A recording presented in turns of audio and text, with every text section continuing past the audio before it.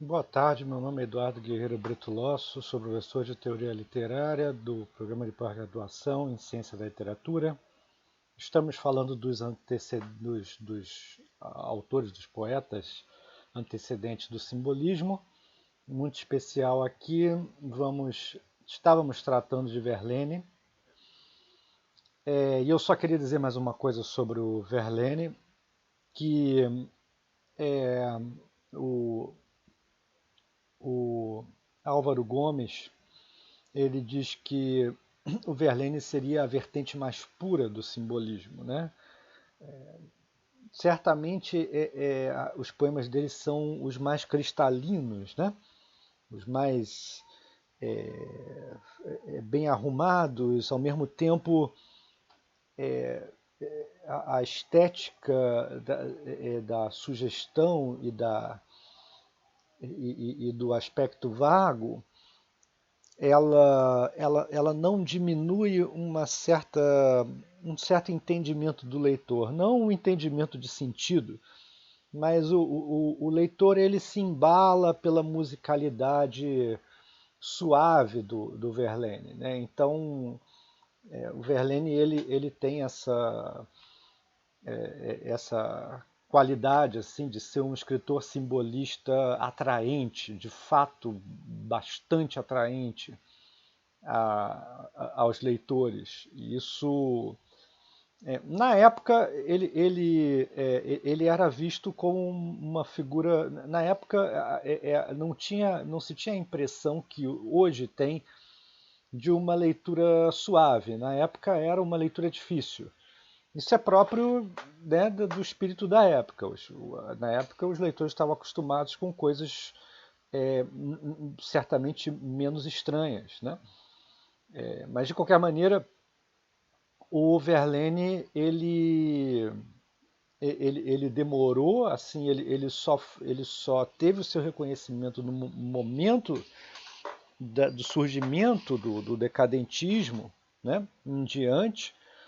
Antes não, mas ele já tinha conquistado o seu público leitor nesses jovens, né? Então esses jovens eles foram ou pelo menos uma ala assim do decadentismo, né, foi profundamente influenciada por ele.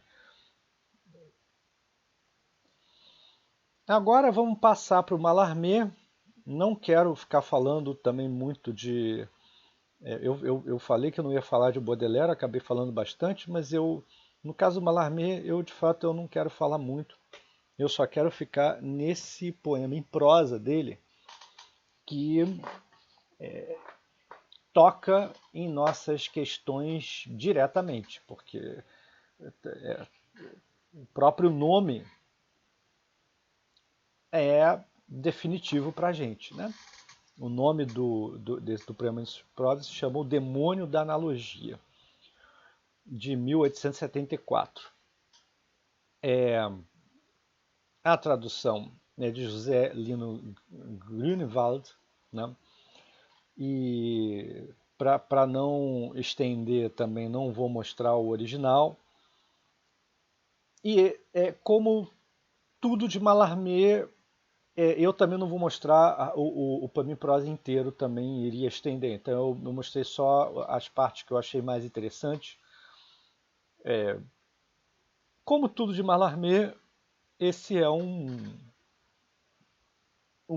é, um poema em prosa bastante difícil, assim, é o famoso hermetismo de Mallarmé, né?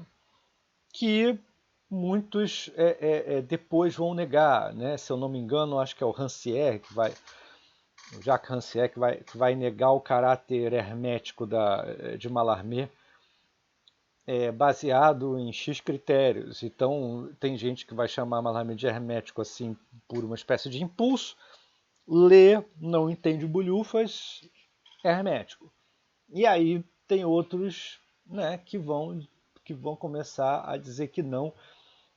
A polêmica parece que está mais ligada ao problema do termo do que qualquer outra coisa, mas a gente vai atravessar esse hermetismo de diversas maneiras, de uma outra maneira, porque o que interessa é o que ele é o que ele expressa, né? Não tanto a dificuldade de entrada nele. E também tem sempre o problema do termo, né? Porque o termo ele pode significar tanto uma coisa de difícil entendimento, como ele pode significar a tradição hermética que eu sempre falo, que é baseada em Hermes Trismegisto, do deus Hermes Trismegisto, do deus Hermes. Depois a figura do Hermes Trismegisto que aparece no corpus hermético, etc, etc, etc. Os dois sentidos estão ligados, mas são muito diferentes, é claro, né? Uma coisa é uma coisa, outra é outra coisa. Uma coisa é a tradição da analogia que se fez a partir da figura divina de Hermes e dos textos herméticos, que são uma espécie de gnose positiva, e que se referem sempre ao oculto, mas eles mesmos não são textos difíceis de entender no sentido de serem surreais, no sentido de serem absurdos. Não é bem isso, né?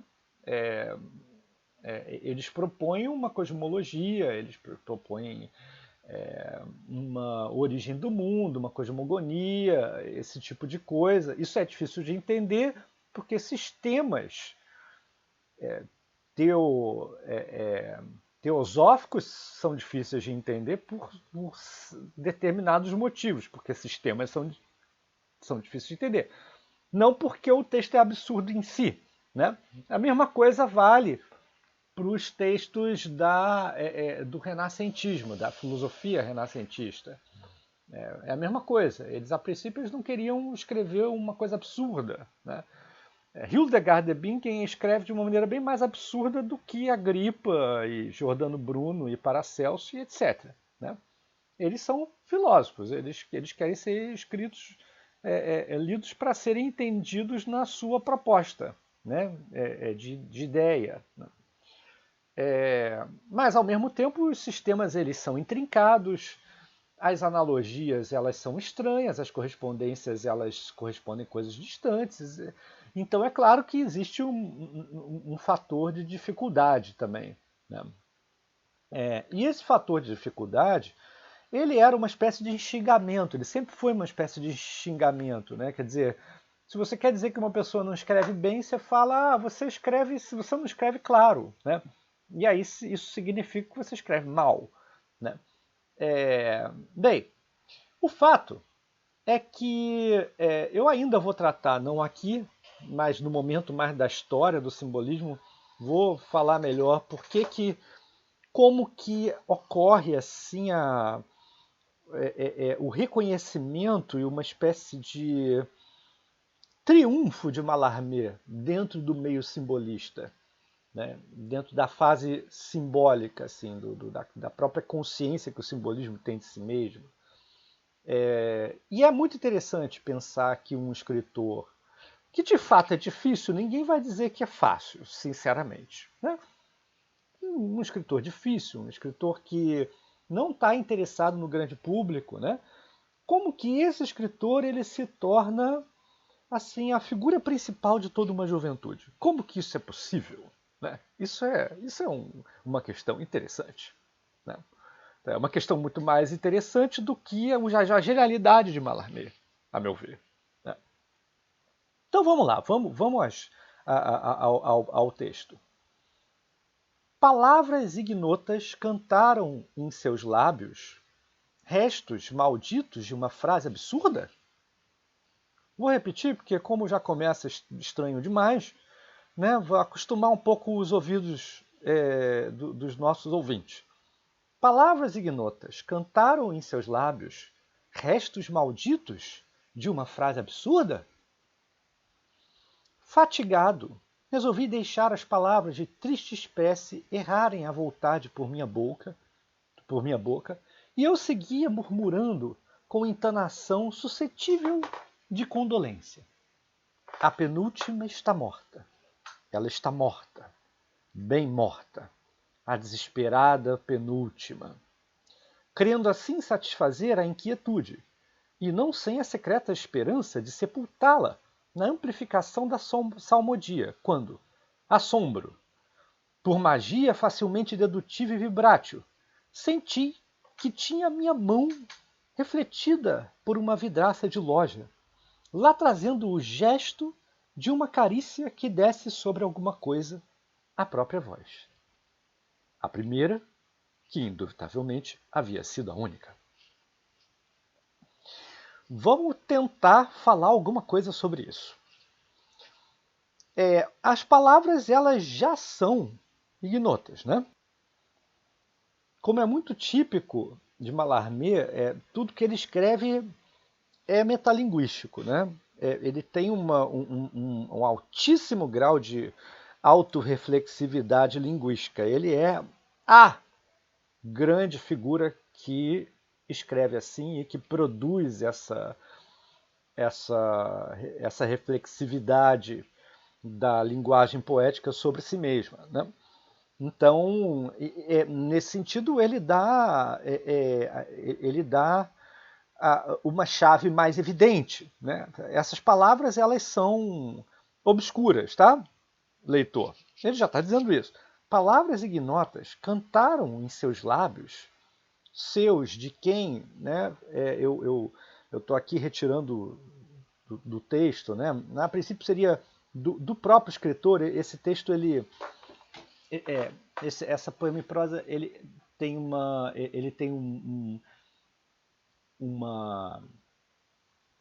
é, uma narrativa em primeira pessoa que fala da experiência dessa pessoa. Então, nesse sentido, o poeta ele é protagonista de algo que está acontecendo. E a gente não sabe exatamente muito bem o que, mas coisas acontecem, né? Ocorrem acontecimentos, como por exemplo essa mão refletida por uma vidraça de loja, né? A gente vê claramente que ele tá no meio da rua, da cidade, Paris, provavelmente, né? A gente pode imaginar isso sem grande problema. E, e a mão dele foi refletida por uma vidraça de loja. Então tem toda uma questão aí que já era baudelairiana, né? De uma de uma de uma perambulação na cidade, que ele podia estar pensando essas coisas e de repente ele vê o reflexo da mão dele, né, na vidraça de uma loja. E isso aparece no poema, né? Isso a gente pode colocar aqui uma cena, tem uma cena aqui, né? Mas antes da cena e como ela é retratada, vamos ficar nessa pergunta. Então, palavras ignotas, palavras obscuras, né? Cantaram em seus lábios aos lábios do próprio poeta. Então tudo faz sentido aqui, está fazendo sentido. Cantar em seus lábios, né? Ele está cantando, ele está poetizando aqui restos malditos de uma frase absurda, né? E aí a própria frase também faz sentido. Assim, se essa frase ela foi muito difícil de entender inicialmente, né? É porque ela é feita de restos malditos e ela é meio absurda, né? Só que se a gente reconstituir tudo como a gente está fazendo aqui, talvez não seja absurda, porque já faz sentido tudo que está sendo dito, né? Palavras difíceis, né? Foram cantadas pelo lábio dos poetas.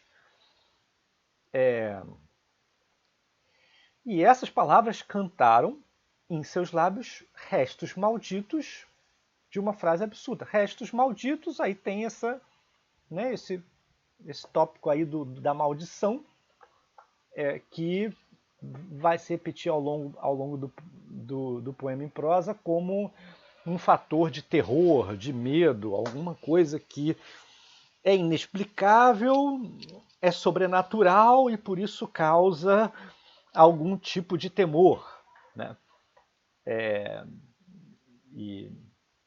Mas também porque o Mallarmé ele é um dos poetas malditos, segundo Verlaine, né?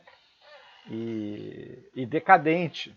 Então, é claro que o sentido dessa palavra ele ressoa, de certa maneira. Né? Restos malditos de uma frase absurda. É interessante porque tem uma musicalidade aí. Né? Em seus lábios, restos malditos de uma frase absurda. A frase absurda, ela provavelmente ela vai ser composta de restos malditos. Isso é bem provável. Né? Enfim, e tem a musicalidade também está no próprio verbo. Palavras ignotas cantaram. Né? Fatigado, resolvi deixar as palavras de triste espécie. Ele repete a palavra, né? Passa-se o texto, você vê que tem os 3 pontinhos meus aí, mas, né? A palavra, né? Ela está sendo usada aqui. Resolvi deixar. Aí você vê que tem uma coisa meio de deixar acontecer, né? Resolvi deixar as palavras de triste espécie errarem à vontade por minha boca. Você vê que essa frase ela também repete o que está sendo dito na frase anterior que eu selecionei, né? É quase que a mesma coisa. Né? Deixar as palavras de triste espécie, restos malditos, triste espécie. Palavras ignotas cantaram, deixar as palavras errarem à vontade por minha boca e em seus lábios. Agora aqui já não é mais seus, é minha. Mas ele está jogando com isso, ele tá fazendo esse vai e vem aí de ser um narrador que narra a si mesmo enquanto personagem, aí o si mesmo vira o personagem, ou às vezes ele mesmo diz, ele mesmo se coloca na primeira pessoa.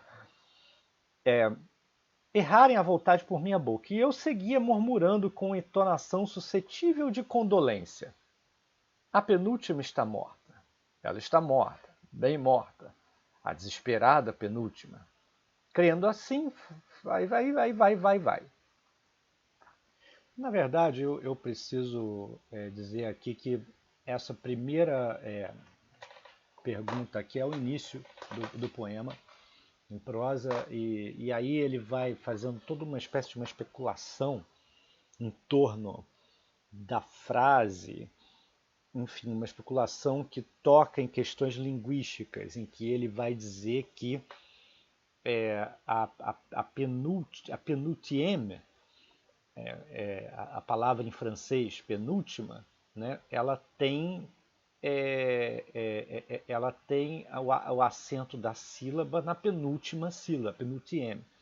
O Zelino Grunewald ele explica isso, que a tradução para português se perde se a gente coloca penúltima, porque aí vira antepenúltima e aí perde essa coincidência, né? Do acento da palavra paroxítona com a palavra, com o sentido da palavra. Né? Então, perde esse dado significante com o significado. E o Grunewald diz que talvez, se fosse para fazer uma tradução mais literal, teria que colocar aqui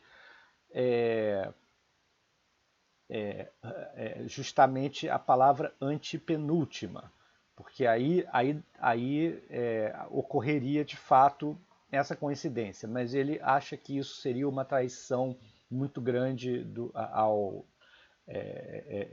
tradutora, né? Seria uma traição exagerada. Enfim, mas tendo essa informação em mente, é importante a gente colocar dessa maneira. E ele, assim, o Mallarmé, ele fala sobre isso no poema, e aí depois é que aparece esse trecho aí, que ele já está no final, e aí quando chega aqui vai para o final mesmo. Então esse é o final. Então eu fiz assim uma seleção da primeira frase e depois o final do poema em prosa. Né? Bem, você vê que o tipo de especulação que o Mallarmé produz nesses poemas em prosa é uma especulação, né? Não é um mero poema, tem um pensamento em torno aí. E esse pensamento está sempre em torno de questões da musicalidade do poema e etc. Né? Eu seguia murmurando com entonação suscetível de condolência. A penúltima está morta, ela está morta, bem morta, desesperada a penúltima. Aí você tem uma fala, né, que vem dele mesmo. Ele é que fala, mas aqui essa fala ela se destaca. E ela fica repetindo aquilo mesmo que ela diz, né? Ela é insistente. Bem, sempre com esse tom de temor, de angústia, desespero, como ele está colocando aqui, né? E é claro, uma coisa que é importante dizer logo de uma vez é que o próprio texto do Mallarmé diz que não é para você querer adivinhar o que é essa penúltima. Tá? Isso é o que a crítica poderia fazer de pior. Tá? E todos os críticos eles já estão muito bem avisados. Né? Essa penúltima ela é um mistério. E a, a atmosfera, né, que se cria em torno daquilo que não se sabe direito do que está falando, em torno desse absurdo que é cultivado, né, pela poética de Mallarmé a todo momento, e muito especial nesses poemas em prosa, e muito especial nesse poema em prosa, né, produz, faz com que a gente tenha que aceitar a própria climatização mesmo, o próprio estímulo, né? A própria atmosfera de mistério que o absurdo cria. Okay? Então, esse é o primeiro dado que a gente precisa deixar claro em todo o poema, né? Deixar claro a necessidade de sua própria obscuridade, né? Quer dizer, esse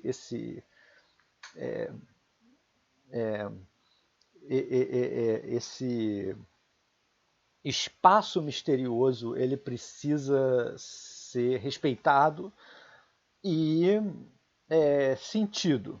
Né?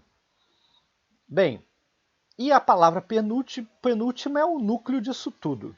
Né? Não interessa saber o que é essa penúltima, mas a boa análise de um texto literário é aquela que não vai ficar interpretando à toa. É aquela que vai pegar no próprio significante determinadas chaves. Né? E isso foi bastante feito. Todos esses textos aqui, desses grandes nomes do século XIX, eles foram interpretados e analisados a rodo, né? Abundantemente.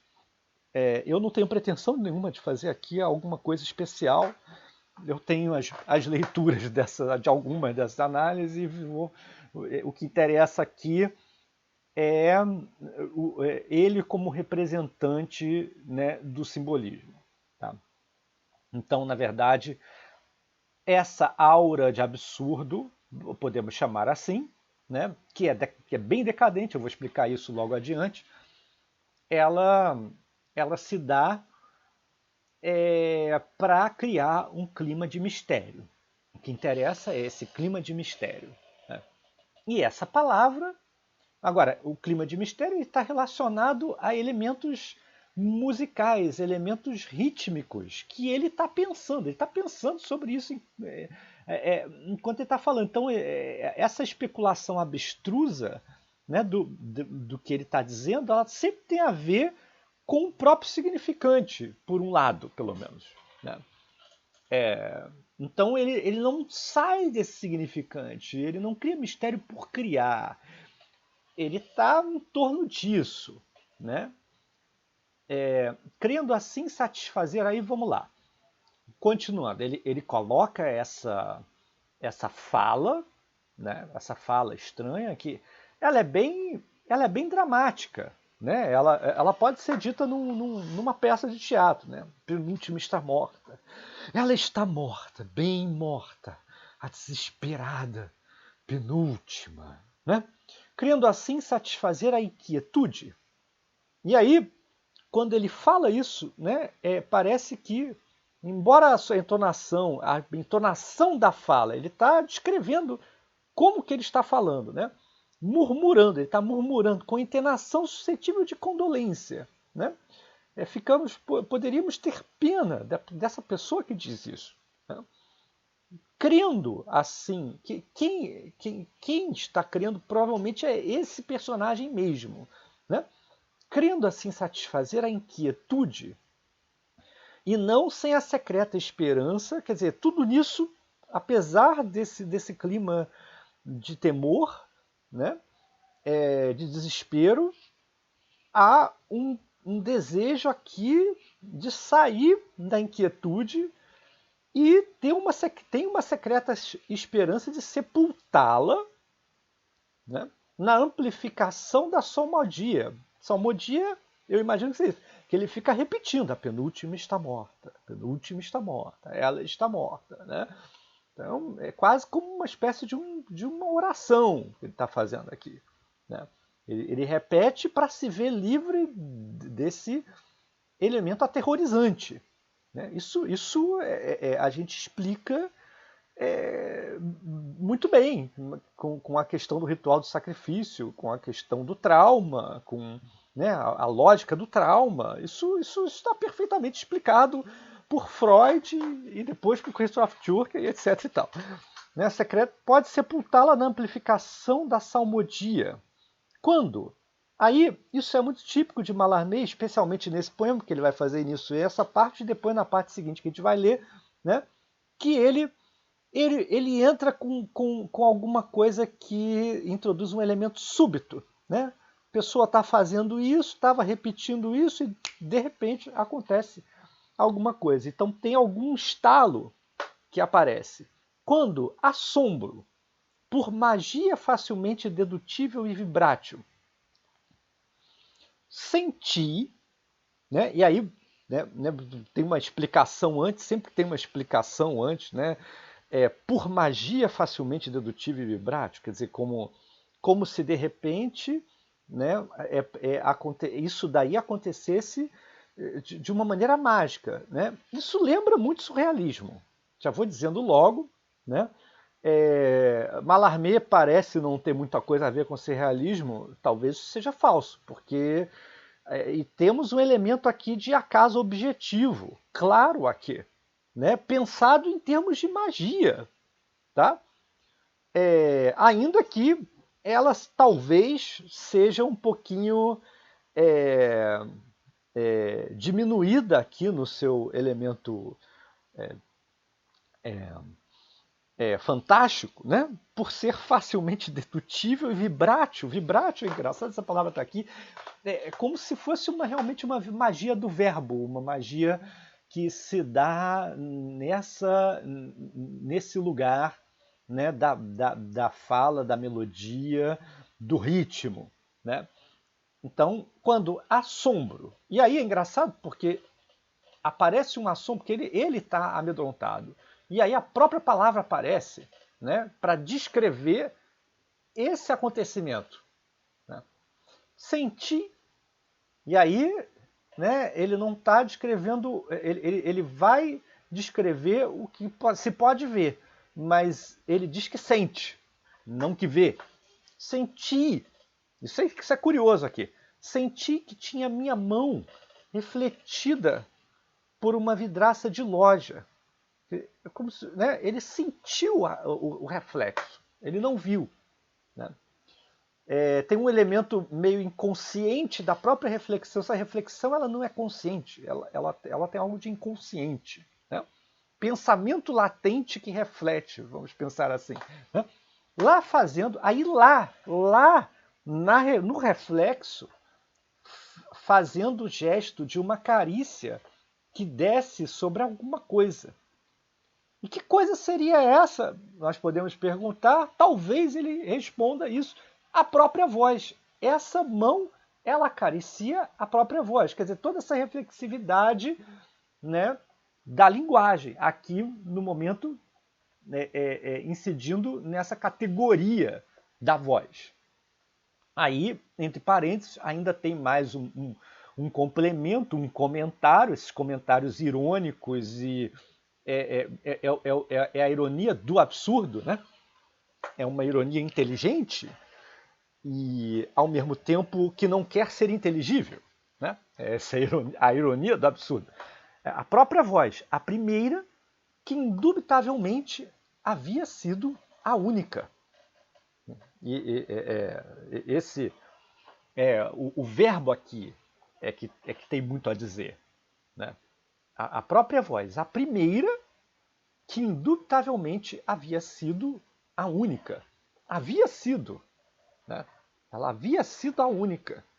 Mas é engraçado, porque se tem a primeira, então depois deve ter a segunda, depois deve ter a terceira, depois deve ter a quarta, depois deve chegar a penúltima. Imagino, né? Porque essa palavra primeira, ela se comunica com a penúltima. Tem a primeira, tem a penúltima. A última, ele não fala da última. Né? A penúltima, ela é, assim, o congelamento fotográfico antes da queda. É isso que interessa, é o que parece. Né? É a penúltima que é interessante nesse elemento descendente, de queda. Eu estou aqui pensando na interpretação do Jean-Pierre Richard, tá? Que ele faz desse poema, em que ele diz que aqui você encontra o elemento decadente em Mallarmé, né? Nessa obsessão com a palavra penúltima. Né? O penúltima dá a noção de decadência e de um estado de decadência, não do fim absoluto. Né? O que é bem do espírito decadente. O espírito decadente é que está sentindo que a civilização está decaindo, mas ela ainda não chegou ao fim, ela está próxima do fim. Né? Isso é o decadente. Isso é a penúltima. Né? Isso não é a explicação da penúltima. Isso é uma maneira da gente relacionar uma coisa com outra, certo? Talvez isso possa satisfazer um pouco nossa inquietude diante do mistério insolúvel da penúltima. Né? Saber que essa palavra tem alguma coisa a ver com a decadência, né? o ethos decadente. Né? Mas a primeira, né, essa voz aqui é a primeira, que indubitavelmente havia sido a única. E aí é interessante, havia sido a única no passado, depois deixou de ser, né? E indubitavelmente havia sido, quer dizer, sem dúvida, ela havia sido a única. Mas só havia. Depois não se sabe, né? E aí é engraçado, porque se ela é a primeira, então se ela foi a única, então não tem sentido falar que é a primeira, porque a única é a única, não é a primeira para depois ser a segunda e a terceira. Mas se havia sido a única, então aí faz sentido dizer que é a primeira, porque depois deve vir uma segunda, uma terceira, uma quarta e depois chegar a penúltima. Bem, tudo isso são racionalizações aqui que eu faço, né? É uma maneira que eu tenho de ler o poema assim, racionalizando aquilo que não pode ser racionalizado, né? Para evidenciar de uma maneira mais explícita, né? O absurdo, né? Que a gente não podia ter feito toda essa racionalização. Mas ela, de qualquer maneira, ela ajuda, ela satisfaz a inquietude. Né? A racionalizar, ela satisfaz um pouco a inquietude. Né? Ela não deixa de ser útil para nós, leitores, que não somos geniais. Certo? Então vamos lá. E aí tem essa passagem é que eu simplesmente adoro. Eu acho essa passagem assim, né, o resumo do universo. Né? Mas onde se instala a indiscutível intervenção do sobrenatural e o começo da angústia? Vou repetir. Mas onde se instala a indiscutível intervenção do sobrenatural e o começo da angústia? Vou continuar no próximo vídeo.